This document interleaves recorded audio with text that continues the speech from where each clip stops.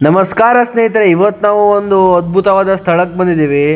ಈ ವಿಡಿಯೋ ಬಂದು ಕನ್ನಡಿಗರ ಮೊಟ್ಟ ಮೊದಲ ರಾಜಧಾನಿಯಾದ ಉತ್ತರ ಕನ್ನಡ ಜಿಲ್ಲೆಯ ಬನವಾಸಿ ಸಮೀಪದಲ್ಲಿರುವ ಕದಂಬರರ ಆಳ್ವಿಕೆಯಲ್ಲಿರುವಂತಹ ಗುಡ್ನಾಪುರ ಕ್ಷೇತ್ರ ಶ್ರೀ ಬಂಗಾರೇಶ್ವರ ಕ್ಷೇತ್ರದ ಬಗ್ಗೆ ಈ ವಿಡಿಯೋ ತುಂಬ ಕುತೂಹಲಕಾರಿಯಾಗಿರುತ್ತೆ.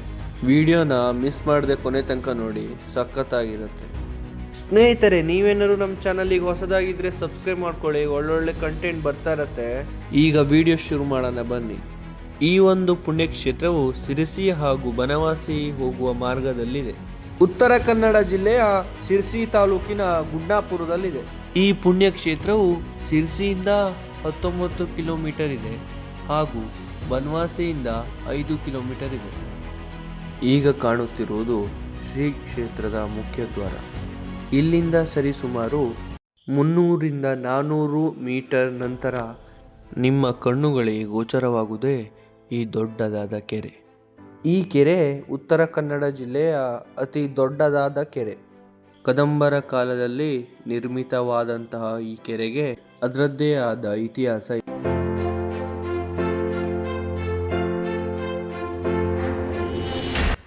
ಈ ಕೆರೆಗೆ ಸುತ್ತಮುತ್ತಲಿನ ನೀರು ಬಂದು ಸೇರುವುದಿಲ್ಲ.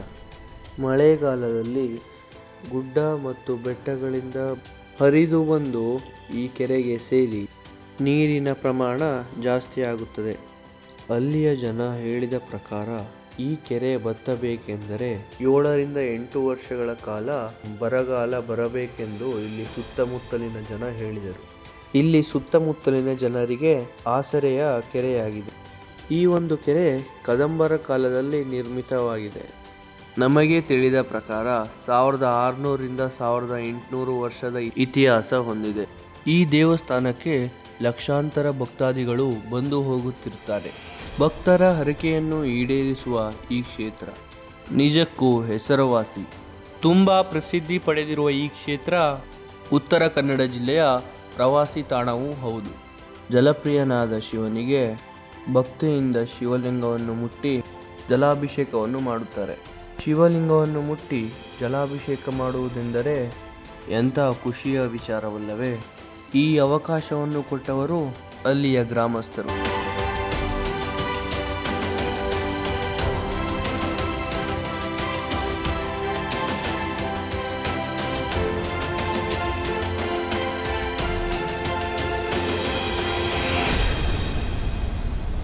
ಈ ಶಿವಲಿಂಗವು ಮಳೆಗಾಲದಲ್ಲಿ 3ರಿಂದ 4 ತಿಂಗಳ ಕಾಲ ನೀರಿನಲ್ಲಿ ಜಲಾಮೃತವಾಗಿರುತ್ತದೆ.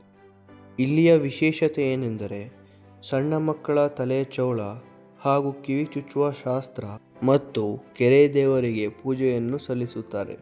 ಇದರಿಂದ ಮಕ್ಕಳಿಗೆ ಒಳ್ಳೆಯದಾಗುತ್ತದೆ ಎಂದು ನಂಬಿಕೆ ಇದೆ.